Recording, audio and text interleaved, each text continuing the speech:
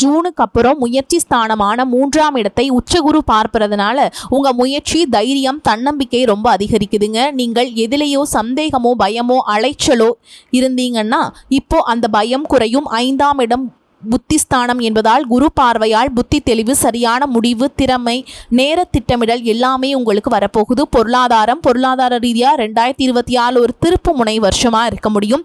லாபஸ்தானத்துல உச்ச குரு இருக்காருங்க. லாபம், சேமிப்பு, மன நிறைவு, ஆசை நிறைவேற்றம் எல்லாத்துக்கும் இது பெரிய பலம்ங்க. கடன் சுமை இருந்தால் ஜூனுக்கு அப்புறம் மெதுவாக குறைக்க ஆரம்பிக்கலாம். வருமானம் மூலத்திலையும் சின்ன சின்ன மாற்றங்கள் மூலம் ஓரளவு நிலைப்புத்தன்மை, நிம்மதியான நிலைக்கு ஏறுவீங்க. தங்கம் வாங்குற யோகம் ரொம்ப பேருக்கு வருங்க. வீடு, நிலம், வாகனம் வாங்குற யோசனை இருந்தால் ஜூனுக்கு அப்புறம் நல்ல நேரம். குழந்தை பாக்கியம் இல்லாமல் கஷ்டப்பட்டுட்டே இருக்கிறீங்க அப்படின்னா உங்களுக்கு குழந்தை பாக்கியம் நிச்சயமாக கிடைக்கும். கன்னிராசி ஜோடிகளுக்கு இந்த வருஷம் மிகப்பெரிய வர பிரசாதமாக அமையும். குழந்தை வரத்துக்கு நல்ல யோகம் வரும். பிள்ளைகள் சார்ந்த கவலைகளுக்கு இந்த காலகட்டம் ஒரு நல்ல முடிவு புள்ளி மாதிரி இருக்குங்க. பிள்ளைகளால் உங்கள் பெயர், புகழ், மதிப்பு சமூகத்தில் கூடும். பூர்வீக வழக்கு, பூர்வீக சொத்து, குலதெய்வ சம்பந்தப்பட்ட விஷயங்கள் இருந்த தடை, தாமதம், வழக்கு இவையும் இந்த வருஷத்தில் நல்ல தீர்வை நோக்கி போகும். நீதிமன்ற வழக்குகள் இருந்தால் கன்னிராசிக்காரங்களுக்கு சாதகமான பலன் வர வாய்ப்பு இருக்கு. குலதெய்வ அருள் இந்த ஆண்டுல உச்ச அளவு கிடைக்கக்கூடிய வருஷம். இவ்வளவு நல்ல விஷயங்கள் இருந்தாலும் எதிலெல்லாம் அக்கறை செலுத்த வேண்டும் என்றால் ஜனவரி முதல் மே வரை தொழில், உத்தியோகம், வணிகம் எந்த பெரிய மாற்றத்தையும் இப்பவே செய்ய வேண்டாம்.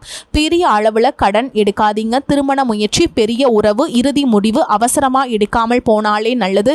பொருளாதார திட்டமிடல் கைக்கு வர பணத்தை அப்படியே கையில பிடிச்சுக்கிட்டு இருக்கிற திட்டமிட்ட சுபவிரயமாக போனது நல்லதுங்க. இல்லைனா 12ல் இருக்கும் கேதுவால எதிர்பாராத வீண் விரயம் அதிகரிக்கும். உடல் நலம் 6 மற்றும் 12ஆம் இடங்களில் செயல்பாடுடன் இருந்ததுனால மருத்துவ செலவுகள் இருக்கும். ஆனால் ஆரோக்கியம் தெளிவாகும். உணவு, தூக்கம், நேரத்தை கடைபிடிப்பது எல்லாமே நல்லதுங்க. நேரத்தில் சாப்பிடாம துரித உணவுகள், குளிர் பொருட்கள் அதிகம் எடுப்பது இவையெல்லாம் வயிறு சம்பந்தமான தொந்தரவுகள், செரிமான கோளாறு இவையெல்லாம் இல்லாமல் பார்த்துக்கணும். உறவுகளில் நிதானம். நண்பர்கள், நட்பு வட்டாரத்தில் மே மாதம் வரைக்கும் மனக்கசப்பு இல்லாமல் இருக்கிற மாதிரி கொஞ்சம் சுய கட்டுப்பாடு தேவை. பேசுகிறப்பவும் வினையாற்றும் போதும் சின்ன விஷயத்துக்கு பெரிய வாக்குவாதமாக விடாமல் ஜாக்கிரதையாக இருங்க. உத்தியோக சுமை, தொழில், உத்தியோகம் ஜூன் மாதம் வரைக்கும் சுமை அதிகமாக இருக்கும். எவ்வளவு முயற்சி போட்டாலும் அதுக்கான அங்கீகாரம் இல்லாத மாதிரி அனுபவம் வரும். அதனால் ஜூன் முன்னாடி வேலை மாற்றம், பெரிய இடர் மூலம் என தவிர்த்து நிதானமாக சூழலை ஆய்வு செய்யுங்கள். தந்தை மற்றும் தாயார், தந்தை சம்பந்தமான விஷயத்தில் கொஞ்சம் கவனம். தந்தையாருடைய ஆரோக்கியம், தந்தை வழி உறவுகள், அவரோட மனநிலை பற்றிய கவலைகள் வரலாம். அதிகமாக சிந்தனை செய்யும் இயல்பும் இந்த வருஷத்தில் அதிகம் இருக்கும். அதனால் தியானம், இறை வழிபாடு, இயற்கையோடு நடப்பது இவை எல்லாமே உங்கள் மனசுக்கு நிவாரணம் தரும். தாயார் ஆரோக்கியம் மற்றும் தாய்வழி உறவுகளிலும் கவனம் தேவை. வீடு, வாகனம், சனி பார்வை 4ஆம் இடத்துல இருப்பதனால வீடு, வண்டி, தாயாருடைய ஆரோக்கியம், தாய்வழி உறவுகள் இவை எல்லாமே கொஞ்சம் ஜாக்கிரதை வேண்டிய பிரிவுகள். ஓகேங்களா? மே மாதம் வரைக்கும் வீடு, வாகனம் சம்பந்தமான இடர் எடுக்காமல் ஜாக்கிரதை எடுத்துட்டு செயல்பட வேண்டுங்க. மேலும் நான் சொல்ல விரும்பும் மிக முக்கியமான விஷயம், சிறிது தர்மத்தை நோக்கி செல்ல தொடங்குங்கள். அமைதி கிடைக்கும். உங்கள் வாழ்க்கை இங்கிருந்து சரியாகிவிடும். 2024 ஒரு புதிய ஆரம்பம் காத்திருக்கிறது. இனி எல்லாமே நல்லதாகவே நடக்கும். பண வரவுக்கு குறைவிருக்காது. செலவுகள் ஏற்பட்டாலும் சமாளித்து விடுவீங்க. நெருங்கிய உறவினர்களும் பக்குவமாக நடந்து கொள்ள வேண்டும். அக்கம் பக்கத்தில் இருப்பவர்கள் உதவிகரமாக இருப்பாங்க. கணவன் மனைவிக்கிடையே அந்யோன்யம் அதிகரிக்கும். திருமண வயதில் இருப்பவர்களுக்கு நல்ல இடத்துல திருமணம் நிச்சயமாகும். தந்தையாரின் உடல் ஆரோக்கியத்தில் கவனம் தேவை. அலுவலகத்தில் பொறுப்புகள் அதிகரித்தாலும் சலுகைகள் கிடைப்பதால் உற்சாகமாக செயல்படுவீங்க. ஒரு சிலருக்கு அதிகாரிகளின் ஆதரவுடன் கோரிக்கைகள் நிறைவேறும். வியாபாரத்தில் முதலீடுகள் விஷயத்தில் தக்கவர்களின் ஆலோசனை அவசியம். சக வியாபாரிகளின் பேச்சை கேட்டு புதிய முயற்சிகளில் ஈடுபட வேண்டாம். பங்குதாரர்களின் ஆதரவு ஆறுதலை தரும். குடும்பத்தை நிர்வகிக்கும் பெண்களுக்கு பிறந்த வீட்டு உறவினர்கள் மூலம் சுப செய்திகள் ஒன்று கிடைப்பதற்கு வாய்ப்பு இருக்குங்க. செலவுகளை சமாளிக்க தேவையான பணம் கிடைத்துவிடும்.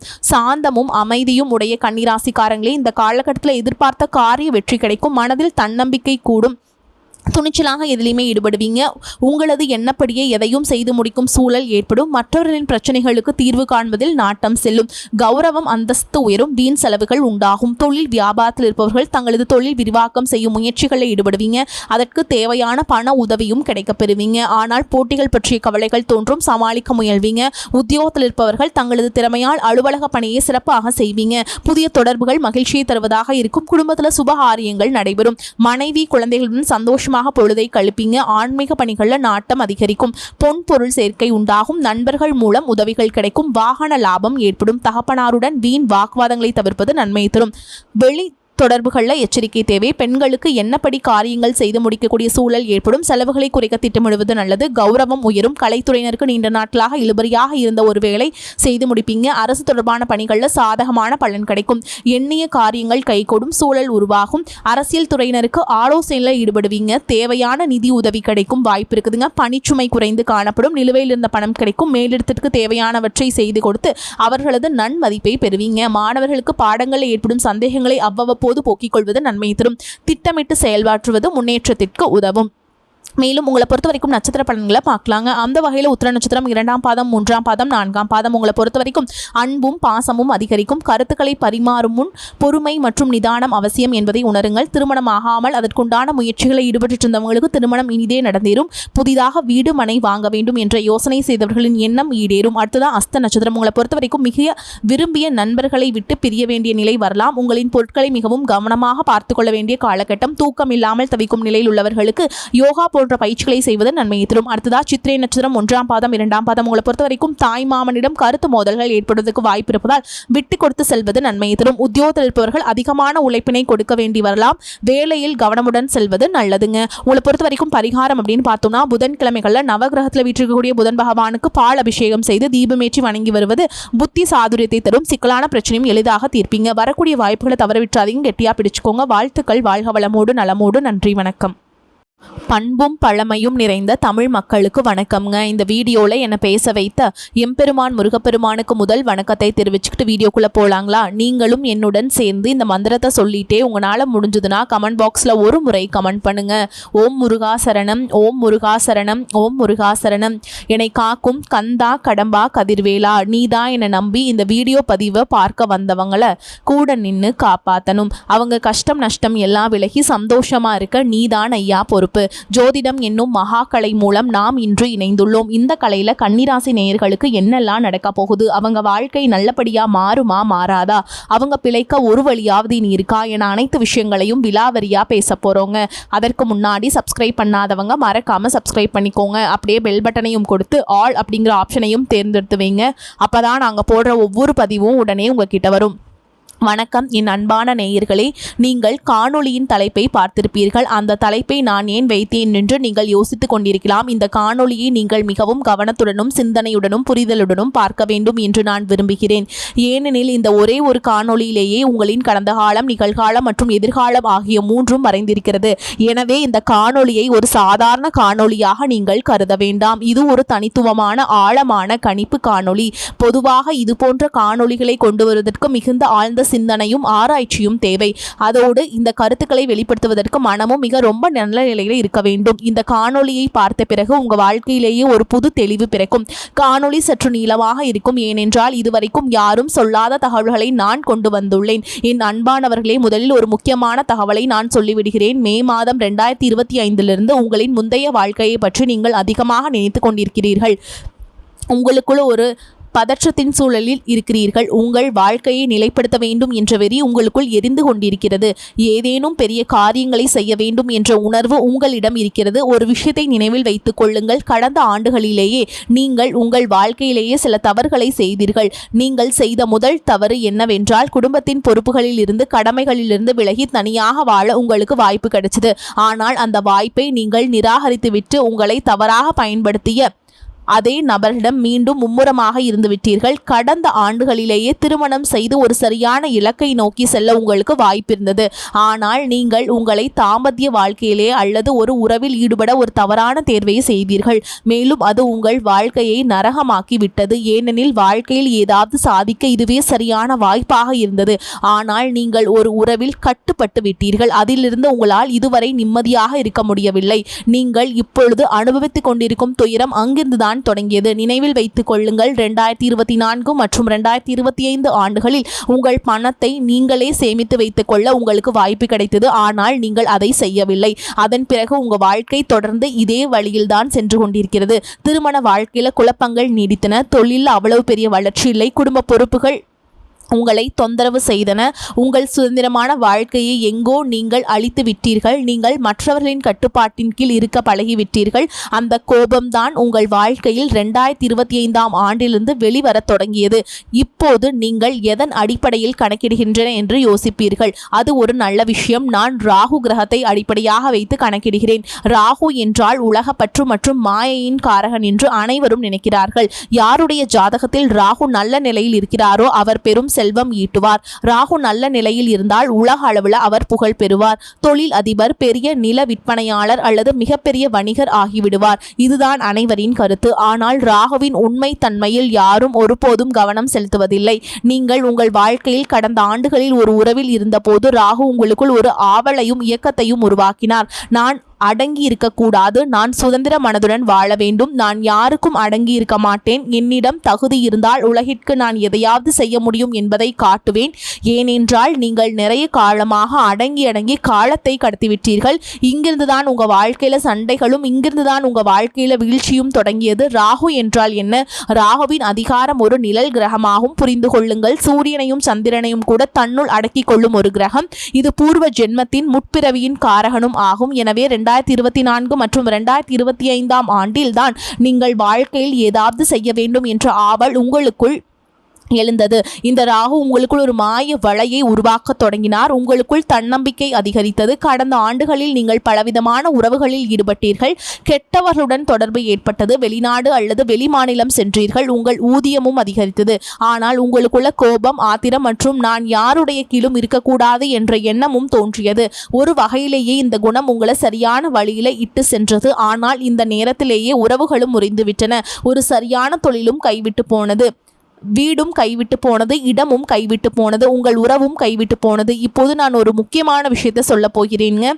கேது துயரத்தை கொடுத்து தர்மவானாக மாற்றுவார். ராகு உங்களின் தகுதிக்கு அதிகமாகவும் எல்லா வகையான சுகங்களையும் கஷ்டங்களையும், அதாவது நல்ல கர்மாவின் பலனாகவோ அல்லது கெட்ட கர்மாவின் பலனாகவோ கொடுத்து உங்களை தர்மத்தை நோக்கி இட்டு செல்வார். 2025ஆம் ஆண்டின் ஆரம்பத்திலும் இதுவே உங்கள் நிலைமையாக இருந்தது. பணம் வந்து கொண்டிருந்தது. நீங்கள் ஒரு உறவிலேயே இருந்தீர்கள். ஆனால் உங்களுக்கு மோசடி நடந்தது. பணத்தின் மதிப்பை பற்றி உங்களுக்கு தெரிந்தது. நீங்களே எப்படி சமாளிக்க வேண்டும் என்பது உங்களுக்குள் வந்தது. ஆனால் இதற்கு மத்தியில் உங்களுக்கு ஏமாற்றம் ஏற்பட்டது. நீங்கள் கடன் பட்டீர்கள்.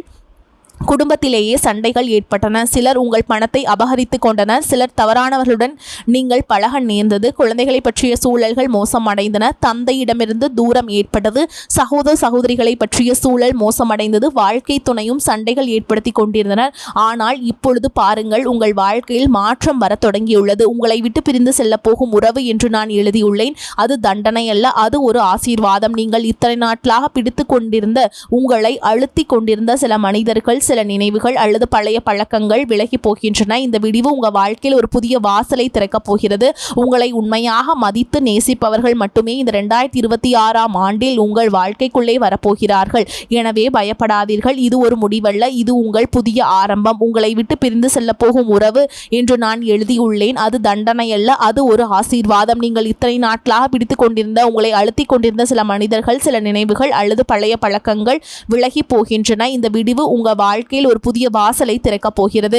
உங்களை உண்மையாக மதித்து நேசிப்பவர்கள் மட்டுமே இந்த 2026ஆம் ஆண்டில் உங்கள் வாழ்க்கைக்குள்ளே வரப்போகிறார்கள்.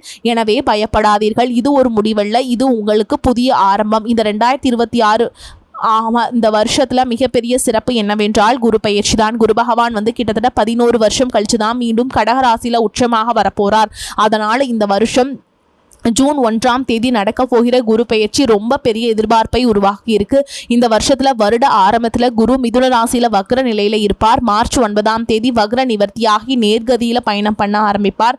பின்னர் ஜூன் 1ஆம் தேதி வரைக்கும் அப்படியே மிதுனத்திலிருந்து ஜூன் 1லிருந்து கடகராசிக்கு பெயர்ச்சியாகி உச்ச நிலையை அடைந்து கொள்கிறார். அடுத்தது சிம்மத்துல கேது, கும்பராசியில ராகு இருக்க போறாங்க. இந்த வருஷத்தோட கடைசியில டிசம்பர் 5ஆம் தேதி ராகு கேது பெயர்ச்சி நடக்குது. அதாவது அந்த நாளுக்கு அப்புறம் கேது கடகத்துக்கு, ராகு மகரத்துக்கும் இடமாற்றமாக போகிறார்கள். அடுத்தது சனி பகவான் மீன ராசியிலேயே இருக்கிறார். இந்த வருஷம் முழுக்கையும் சனி ராசி மாற்றமே கிடையாதுங்க. ஆனா மீன ராசியில ஒரு குறிப்பிட்ட காலம் வக்ரம் அடைவார். அப்புறம் மீண்டும் வக்ர நிவர்த்தியாகி நேர்கதியில பயணத்தை தொடர்வாருங்க. இந்த ஆண்டு குருவின் பார்வையால சனி இருப்பது ஒரு பெரிய விசேஷம்ங்க. குறிப்பா ஜூன் 1க்கு பிறகு உச்ச குருவுடைய பார்வையால சனி இருக்கிற அமைப்பு ரொம்ப அருமையான, சாதகமான, யோகமான அமைப்பு. இது நம்ம நல்ல விஷயமா எடுத்துக்கலாம். இந்த வருஷம் கன்னிக்கு ரொம்ப சாதகமாக திரும்ப வராருங்க. ஜூன் 1க்கு பிறகு லாபஸ்தானமான 11ஆம் இடத்துல இருக்கிற கடகராசியில் வந்து உச்சமாக அமரப்போறார். இது கன்னிராசிக்காரங்களுக்கு இந்த வருஷத்தோட அதிகபட்ச பலம். கண்டக சனியின் பாதிப்பு ஜூனுக்கு அப்புறமா கொஞ்சம் சரியாக ஆரம்பிச்சிடும். உச்ச குரு பகவான் சனியை பார்க்கறது ரொம்ப சுப யோகம். அதனால ஜூன் 1க்கு அப்புறம் குருவின் உச்ச பார்வை காரணமாக கண்டக சனியால வந்திருந்த அந்த மனக்கலக்கம், பயம், குழப்பம், தீவிர சிந்தனை எல்லாமே மெதுவாக குறைய ஆரம்பிக்கும். இந்த கோள் நிலைகள் வச்சு நம்ம கன்னிராசிக்காரர்களுக்கான வருஷத்தை 2 பகுதிகளாக பிரித்து கொள்ளலாம். ஜனவரி முதன்மை வரைக்கும் பல விஷயங்கள் மெதுவாக, தாமதமாக, தெளிவான திசையின்றி போகிற மாதிரி இருக்கும். இந்த 5 மாதங்களுக்கு தொழில், உத்தியோகம், வணிகம் எந்த பெரிய மாற்றத்தையும் இப்பவே செய்ய வேண்டாம். ஜூன் முதல் டிசம்பர் வரை ஏற்ற காலம். ஜூன் 1க்கு பிறகு உங்கள் வாழ்க்கையிலும் சூழல்கள் கிட்டத்தட்ட தலைகீழாக சாதகமான வழியில் மாற ஆரம்பிச்சிடும். பல மாதங்களாக நீங்கள் எதிர்பார்த்த விஷயங்களில் முன்னேற்றம் தெரிஞ்சு வர ஆரம்பிக்கும். திருமணமும், உறவும், திருமண முயற்சி, திருமண வாழ்க்கை, நண்பர்கள் இவை பற்றி பேசலாம்னா ஜூன் 1க்கு பிறகு அப்புறம் ரொம்ப நல்ல அறிகுறி. திருமண முயற்சிகள் மிக நல்ல செய்திகள் கிடைக்கக்கூடிய வாய்ப்புகள் அதிகம். திருமண வாழ்க்கையில் இருந்த மனக்கசப்புகள், புரியாமை, தகராறு இவை எல்லாமே மெதுவாக சீராக்கப்பட வாய்ப்பிருக்கு. பழைய நண்பர்களை மீண்டும் சந்திக்கிற சந்தர்ப்பம் வரும். நம்ம மனசுக்கு நெருக்கமானவர்கள் வாழ்க்கைக்கு திரும்ப வர மாதிரி உணர்ச்சி அழகாக இருக்கும். காதல் உறவு, காதல் நிச்சயம், அதை திருமண உறவாக மாற்றுவது இவைகளை கண்ணில் வச்சு பார்த்தோம்னா காதல் வாழ்க்கையில் இருக்கும் குழப்பங்கள் குறையும். முயற்சி மற்றும் தெளிவு. ஜூன் அப்புறம் முயற்சி ஸ்தானமான 3ஆம்